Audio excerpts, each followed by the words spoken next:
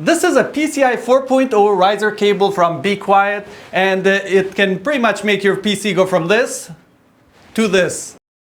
And here we have the riser. So in the front we have the Be Quiet logo, top, and then the whole cable here. Everything feels definitely premium, none of that cheap material. And at the bottom here we have this nice soft material, so it's not gonna really scratch your case if you're putting this on and taking it off. And just to show you how long this is, and this is around 8 inches from the cable here to the end here. So this one is certified to work with the Dark-Base Pro on 901, 701, 700, and then the Dark-Base 802, 801 series, and the Dark-Base 601, and the Shadow-Base cases as well. So one thing is, some other cases are usually required to put in a screw on this side, so there's really no opening at the bottom here, just keep that in mind. And this is how it looks like when we go ahead and mount this.